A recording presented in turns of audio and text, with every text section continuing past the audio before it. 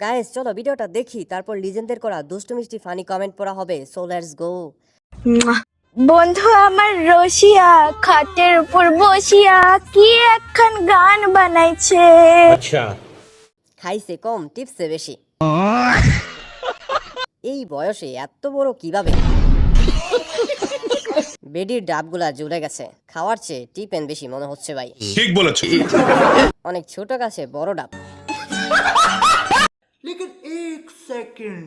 আহা কি সুন্দর তোমার গলা, মুখে নাও আমার পাকা কলা।